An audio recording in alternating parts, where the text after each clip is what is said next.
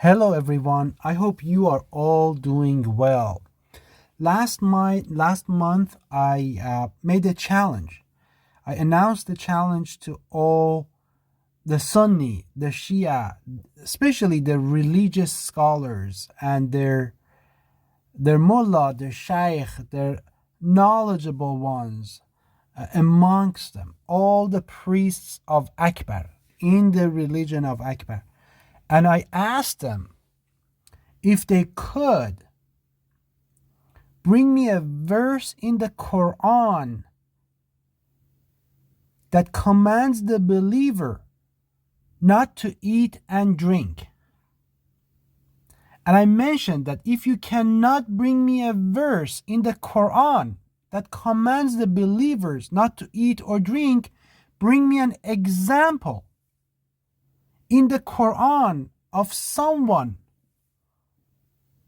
a prophet, a messenger, a righteous man, a normal man that fasted by not eating and drinking, and Allah mentioned them in the Quran. And Allah said good things about them in the Quran. And Allah said this man or this woman was a righteous man, was from muttaqeen, was from the pious.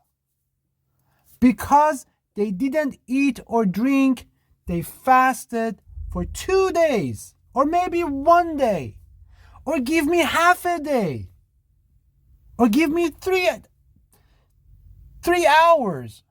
Give me something. And if you can't do that, if you're unable to do that, and you are unable to do that, give me something that talks about the benefits of fasting but by not eating and drinking. I made this challenge last month. You can see it under my posts. There was no taker, nobody. All the priests of Akbar, the big devil, they could not bring anything. All of them. And as you know, devil comes with a pride. They call it satanic pride. These priests of Akbar have huge followers. If you look at their channels, they have huge followers. And they have this satanic pride that they are very inflated, So they usually don't respond because they think they are above that. They think they know better. They're and why wouldn't they have that pride? Because they issue verdict and command instead of Allah. They call themselves, they issue fatwa. They are mufti. Mufti means someone who can issue fatwa. I take refuge in Allah. They put themselves in the shoes of Allah and issue fatwa and command instead of Allah on His behalf. They eat the hellfire. But anyway, so a brother made a comment about this verse and took up this challenge. And I am grateful to this brother for doing this. I think his name is Abdul Rahman Sheikh. Abdul Rahman means servant of Ar-Rahman. Thank you for taking up this challenge. The fact that you took up this challenge tells me that you have humility, that you want to learn. You have done this research, you have written this, that there's something inside of you wanted to know more. And I am going to go through this verse today. And in fact, we are going to go through it together. I'm going to mention things about this verse, Abdul Rahman. It's not about you. Don't take it personal. I'm going to rip this apart. But it's not about you. I just want you to know that. It's about those who initiated this. So I just don't want you to take this personal. Without further ado, let's read this translation together. So, أُحِلَّ لَكُمْ, it means lawful for you, لَيْلَةَ الصِّيَامِ, in the night of Siyam means fasting. Siyam, I have talked about, it's a masdar. It means fasting. And saum is noun, which means fast. So that's what the difference is over there. Night of the fasting. Then here we have this translation here that says to lust after your wives. In Arabic, it says arrafathu ila nisaikum. In Arabic, it says arrafathu ila nisaikum. Here it says, the translation says lust after. Let's just look at this, the rafas, to see if this is this rafas here. Does it mean lust after? I mean, it should just automatically just raise a red flag when you see that lusting after someone and stuff in the Quran. So let's just look at the true meaning of rafath. So this is what al-rafath means al-fuhshu min al-qawl. What does al-fuhshu min al-qawl means obscene words, obscene words. و کلام النساء فی الجماع is talking to women while copulating. So I have it written here for you. So it's two meaning of rafath. Obscene words. So that's the first meaning. Obscene words, just like when someone is cussing someone out, you're swearing at someone. Obscene words. Or just sexual talk, bad conversations, obscene. It's not ma'ruf, you know. Ma'ruf means something that is good. It's just normal. So, and the second meaning, and this is what it means. Actually, this has been used. There is a word in the Quran. There's another sentence, verse in the Quran. It's like during Hajj, during pilgrimage, la rafatha, wa la fusuqa, wa la jadal. It means no obscene words. And fusuq means no arguments. Wala jadal, it means no fighting. So no obscene words, no arguments, no fighting. It's brotherhood during Hajj, during pilgrimage. So this is so that's what it means here. So this is talking with women while copulating. Talking with women during copulation. So that's what it means. Al-rafath, my brother, al-rafath means talking with women in that verse while copulating. So hopefully this is clear. Rafath doesn't mean lusting after. Now, it obviously, when you are talking with women while copulating, you are obviously copulating as well. So that's why they have used it for that meaning. But here in the Quran, in fact, everywhere in the Quran that you see rafath, it refers to words. It refers to talking, obscene words, obscene talking, which is part of is it talking with women while copulating. So that's rafath. I hope that I clarified that for you. So you should not first of all, this translation is wrong. So what is the translation? The actual, it says lawful for you at the night of fasting is copulation talk. Or you want to talk, it's sexual talk, it doesn't matter. It's copulation talk with who? Not with every woman. With your wives. Ela nisaikum, not your wives, your women. Just I don't want to go into this word women here, because when you remember in the old days they had wives, they had servants, they had ma malakat aymanukum and all those things. It was not only wives. They had there were other things back then. That's how it was all over the world. It was not necessarily just for Arabs. They had it all over the world. But anyway, so it's the copulation talk. So talking while copulating is permissible for you. But the question is why? Then Allah says they're covering for you, you're covering for them. That's all good. There's no problem over there. Here, this is important. It says Allah, God knows. Allah knows that you had been cheating yourselves. Why were they cheating themselves? You know, if you know what fasting is, and I'm going to go over fasting verses. If you know fasting is abstinence from talking to other human beings, and that's what it is, then you know what was happening. They were copulating and they were talking. How can you copulate without talking anyway? And I don't want to go, this is not that kind of a conversation. I know some brothers and sisters might not like these conversations, but for those of you who are married, how it's impossible. It's just very, so that's why they were cheating themselves. So that's why I want you to see this. This is that's why they were cheating themselves. Then it says, so he has forgiven you and he has pardoned you. So now here it says باشروهن. This brother has translated as copulate with them. Not this brother, he has not done it. It's just all the Qurans, all the traditional Sunni and Shia, that's how they translate it. The followers of Akbar, the religion of Akbar, that's how they translate it. So, and now let's go over the actual meaning of باشروهن together. باشروهن or tobashiruhunna comes from the root of bashara. Open up your Quran. My brothers, my sisters, don't believe what I say. Do not believe what I say. You are making a big mistake if you do that. Open up your Qurans. You have eyes. Allah has given you eyes. Allah has given you ears. Allah has given you hearts.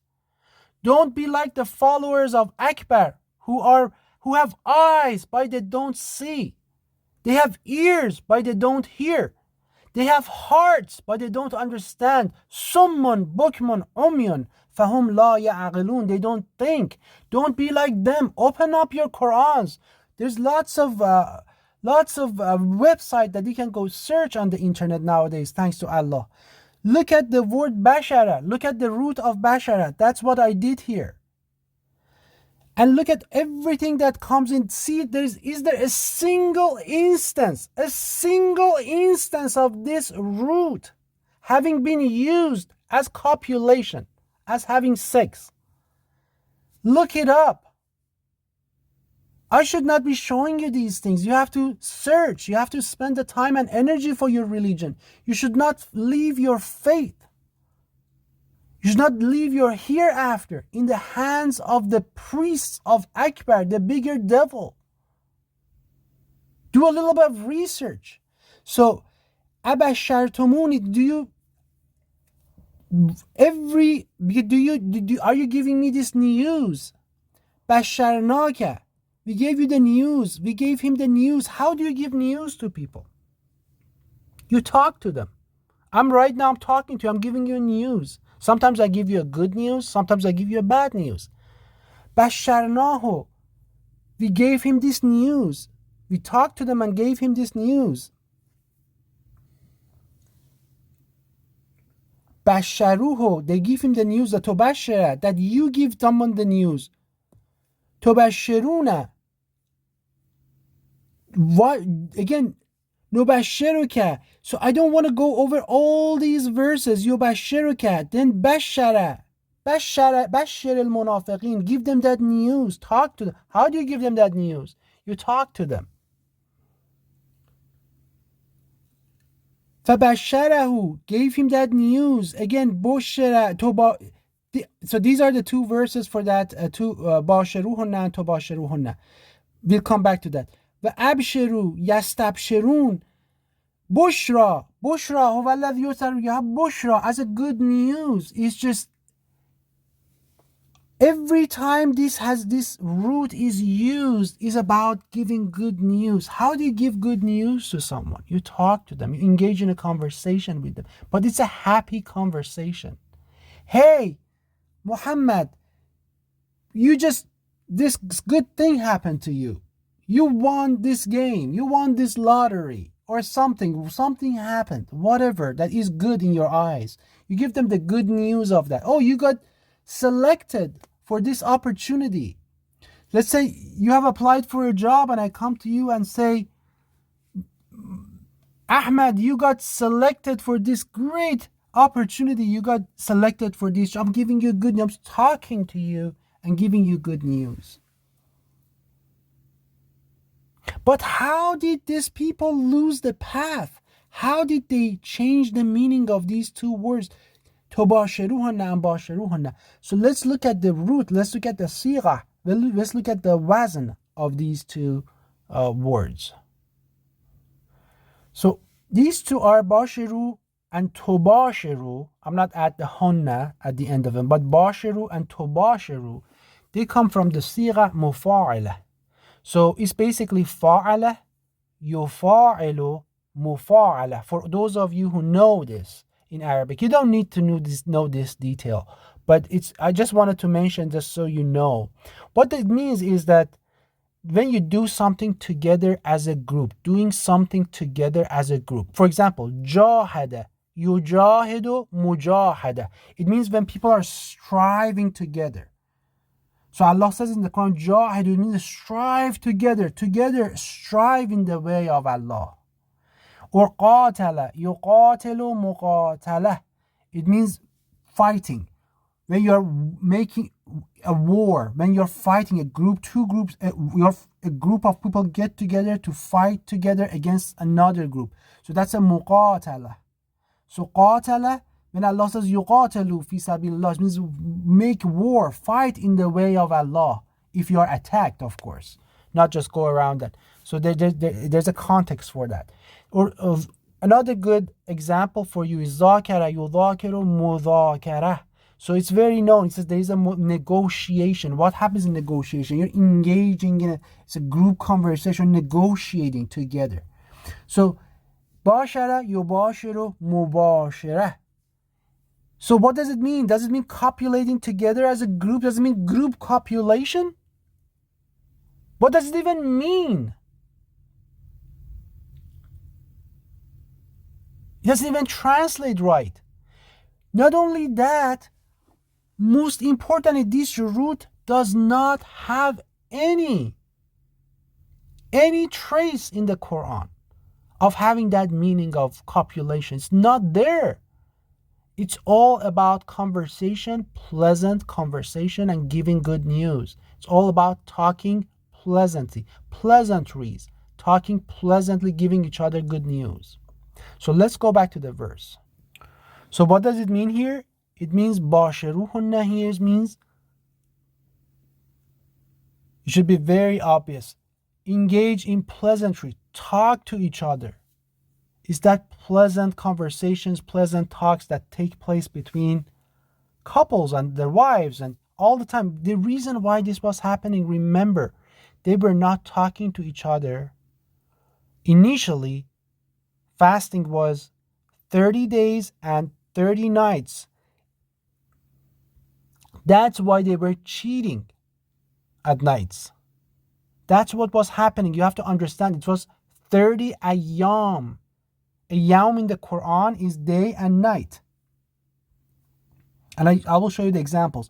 So I just want you to understand. So in that context, then Allah gives them a discount. Why? Because they were cheating at nights. Of course they could not tolerate that. Especially younger population, it's very difficult.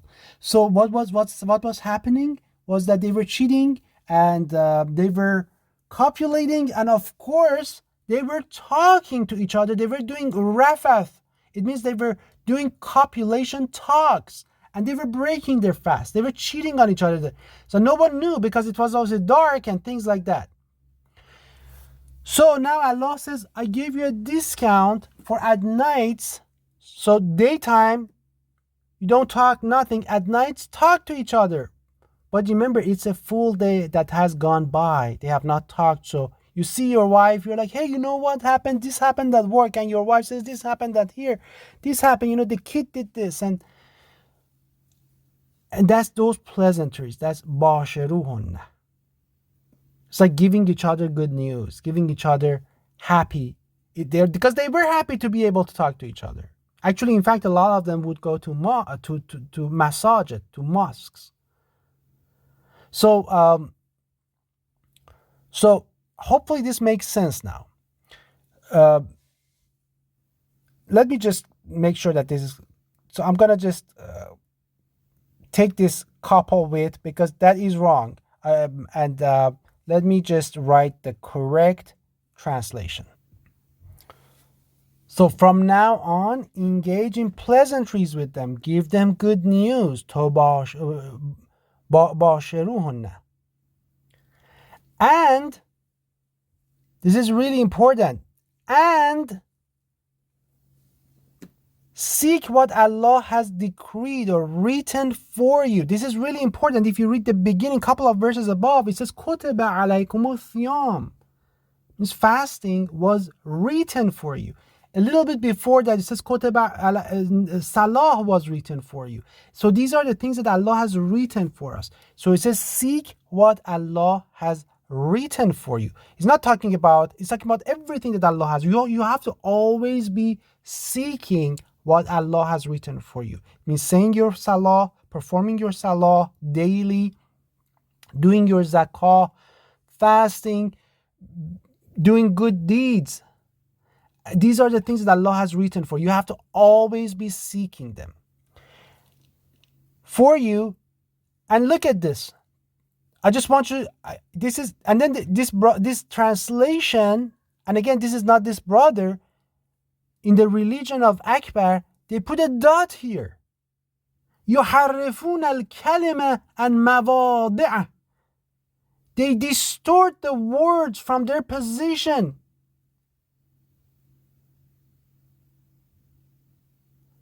Who has given you permissions? Who has given anyone permission to put a dot here and separate? You created two verses. You created two where you cut the verse into the half in order to create a meaning that does not exist. Let me show you the actual verse. This is the actual verse, my brothers and sisters. It says فَالْآنَ بَاشِرُهُنَّ و, it means and, seek what Allah has written for you, and eat and drink.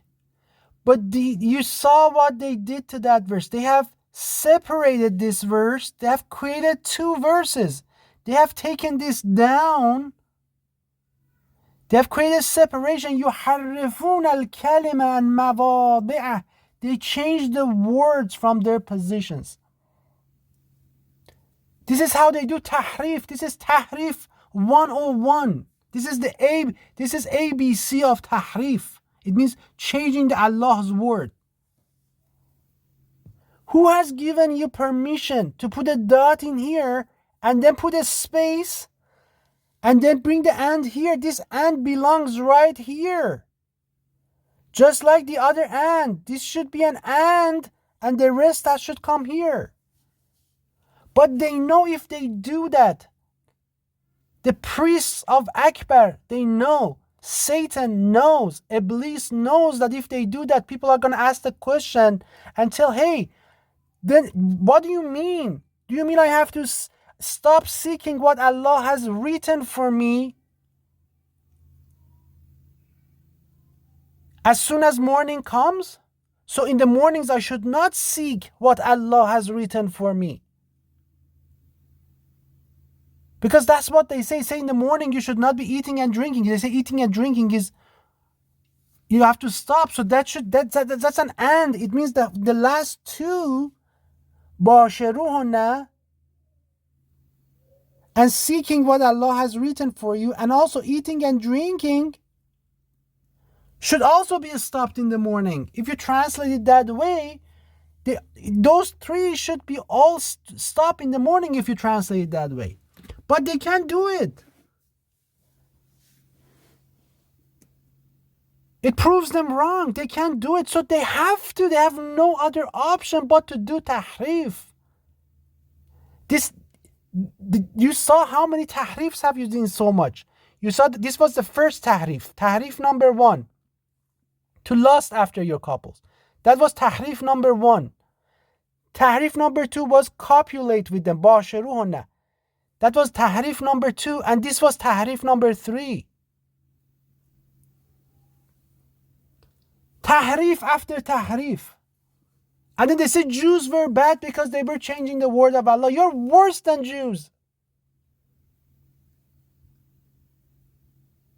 You're doing this tahrif all the time in the Quran.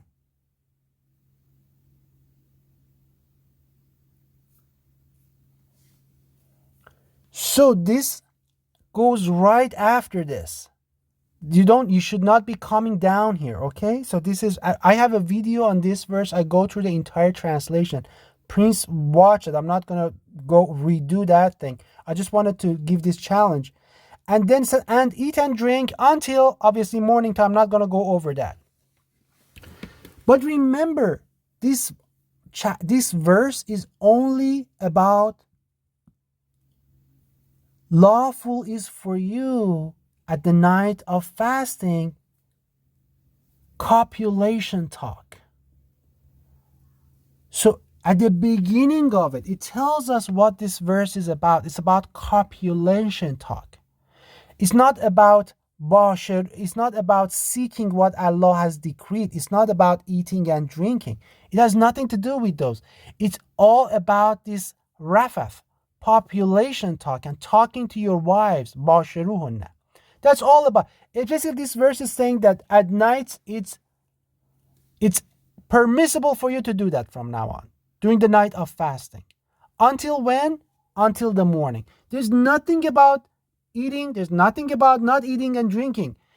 It never, even after this verse, it says, ثُمَّ أَتِمُّ الصَّيَامَ, then complete the fasting. What does it mean by completing the fasting? It means basically stop talking again. When the morning comes, stop talking. Do what you have been doing. Do not talk to your wives anymore. Up until nights. Again, it's permissible to do that. So I hope this is making sense. But Allah knows how we work. Because of that, Allah actually has put another verse here so that we don't err and we don't make mistake. Allah here says, وَلَا تُبَاشِرُهُنَّ. Again, here is that translated as copulate. It's not copulate that we mentioned that. This is basically engage in conversation, engage in pleasantries. Do not give them good news. فَلَا تُبَاشِرُهُنَّ while أنتم you are عاكفون في المساجد, while you are doing i'tikaf. I'tikaf is that when you go to this mosque and sit there and you do not come out and you just for several days or whatever amount of time that you wish. So basically it said do not باشروهن that time. If باشروهن meant copulation, my brothers, my sisters, what would this verse mean? So it says do not تباشروهن while you are doing i'tikaf. If that was the case, it would have meant that when you are not doing i'tikaf, when you are not in the mosques, you are free to have copulate. You're free to copulate with your wives while you are not doing i'tikaf in the mosques. So basically, you could go to the mosques at the times that you are not doing i'tikaf, at the times that you're not in there for i'tikaf, and that's okay to have copulation in the mosques when you're not doing i'tikaf. Do you understand? That's not the case. Bashiruhunna, the meaning of it is something that it's okay to do in the mosques while you are not doing i'tikaf. And that is not having sexual intercourse. It's giving good news, it's talking. It's okay to engage in pleasantries, to give each other good news in the mosques when you are not doing i'tikaf while fasting. It's okay to do that. But it's not okay to copulate with your wives in the mosques while you are not fasting and doing i'tikaf in there. That's not okay. I want to make sure you understand. You have to think about these verses. Allah puts these in there so we understand them. These are just so we don't get confused.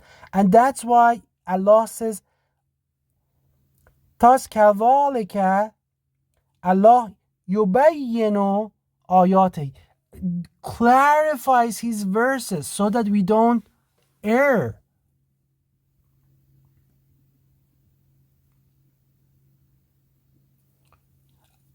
Please watch my other video about fasting. I go over these in details one after another. I just really cut this verse into several parts and explain it in details. But this is just so clear. You're just seeing ABC of tahrif. So this was the third tahrif that you saw here. And then you have the fourth tahrif here. And obviously the biggest tahrif of all is when they assign this eating and drinking to hatta. Hatta is not hatta here. This until is not referring to seeking what Allah has decreed. Is not referring to eating and drinking at all. It has nothing to do with it. This hatta refers directly to this, which this brother translated as lusting after, which is just copulation talk. Talking to your wives during copulation. This is all about that. And in the mornings, you have to start the fast. Again, as you can see, it doesn't say what to do during the fast. Why? When Allah doesn't say anything what to do during the fast, it's because it was very, very well known what it was. And it is. And this is verse number 26 of chapter 19. Allah commands Maryam, Fakuli washrabi. Right there, and then Allah puts it right in the front. What does it mean? Eat and drink. Because Allah wants to make sure nobody confuses their fasting with not eating and drinking. Allah is making a distinction. Eat and drink. Fakuli washrabi. Waqarri aina. And if you see from among anyone say, I have vowed to the most merciful, is calls it abstinence, a fast, a day. Sauman means a day of fast. A day of fast. So I will not speak today to any human beings. I will not talk to any falan ukallama yawma infiya. No human beings. But remember, fakuli washrabi. Allah commands her that you have to eat. You have to drink. The only thing you don't do during your fast is talking to other human beings. This was so well known amongst the early believers. The Prophet knew that. That's why Prophet was going to Hira caves for 40 days. And people were taking him food. It was to isolate himself from the outside world so that he doesn't get tempted, so he doesn't talk. Remember, it was initially 30 days and 30 nights. It was non-stop. It was difficult. And that's why Allah gave a discount for nights. And again, other verses that I showed to you about Zachariah asked for a sign from Allah. Rabbi ij'alli ayah. Give me a sign. He said, your sign is that you do not talk to human beings 3 nights.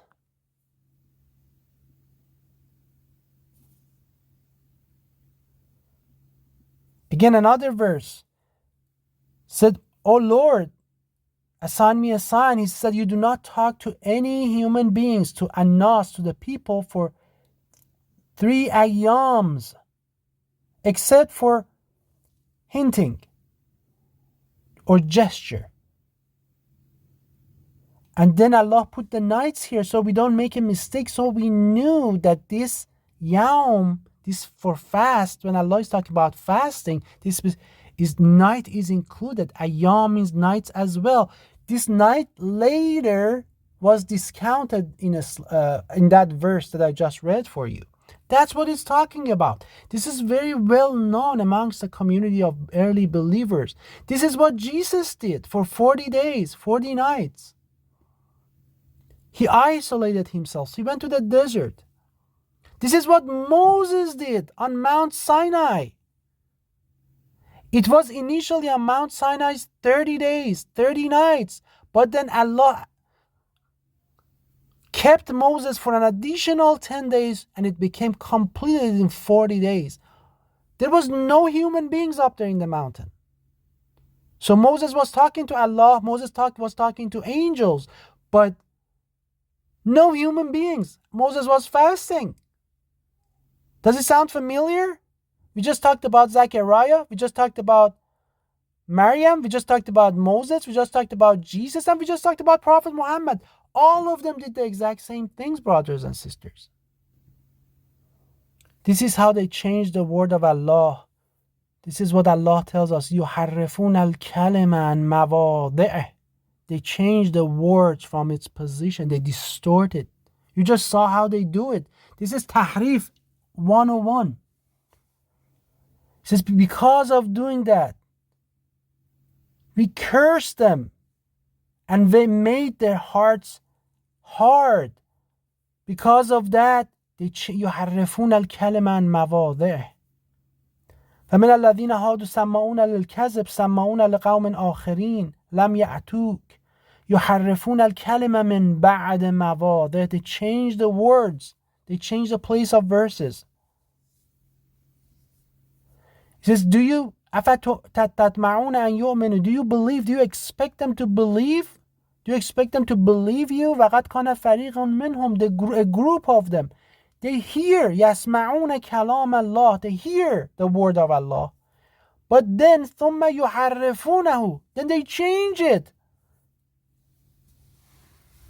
And because of that, they were cursed. Allah is giving us, He says, this is not for Jews. Allah knows that a lot of them won't believe. He's talking to the Muslims. Allah is giving them examples because Allah knows what they're going to do. This is why we have so many curses. This ummah has been cursed. This is why an earthquake comes, 60,000 people die. Civil war, 300,000 dies. A tsunami comes to Indonesia, 400,000 people die. A war in Iraq, millions die. Look at Yemen. Look at Libya. Look at Afghanistan. This ummah is bruised. It's bleeding from every part. Allah is hitting it hard. With wars, famine, civil war, earthquake, with qari'ah. Again, these priests of Akbar come and say everything is good. Just continue. This is just tests. They don't wake up. Summun, bukmun, umyun. فهم لا يسمعون. فهم لا يعقلون. Dumb, deaf, blind, they do not think. I want to end with this verse. In it, Allah commands us, O children of Adam, take your adornment, wear your nice clothing at every mosque. And then it says, and eat and drink.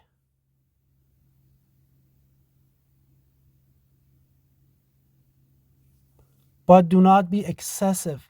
Eat and drink.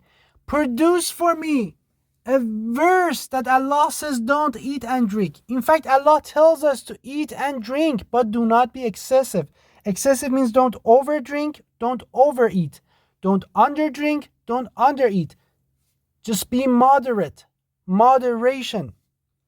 And if that's not enough, then the next verse, Allah says, who has forbidden ذِينَةَ اللَّهِ الَّتِي أَخْرَجَ لِعِبَادِهِ, adornment of Allah that Allah produced for His servants. وَالطَّيِّبَاتِ مِنَ الرِّزْقِ, and good provisions. Who has forbidden that? You know, when you are not eating it, when you are saying that you should not eat during the day, you are forbidding it. So it's basically you are saying Allah has forbidden for you to eat during the month of Ramadan, during the daytime. Allah knows that. Allah has heard it before. And Allah has said, who has forbidden that for you?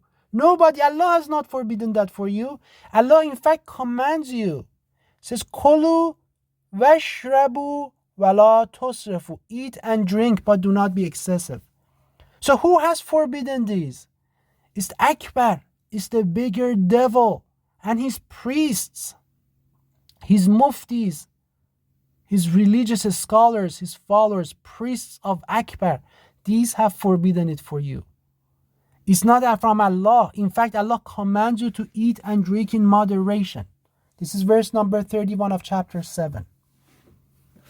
So I have this challenge, my brothers, my sisters, if you have families, if you know any of these priests of Akbar, and by that I mean, i.e., religious scholars, Sunni, Shia, whatever religion, I don't care. Send this video to them. I challenge them again. I challenge them. My challenge remains. Bring me a verse in the Quran that Allah says don't eat or don't drink. Or bring me an example of someone, a pious man or woman that Allah talks about who didn't eat or drink for a certain amount of time. Or bring me a verse in the Quran that talks about the benefits of not eating or drinking in the Quran. Bring me something. I beg you. I want to be proven wrong. I challenge you all. Bring me something.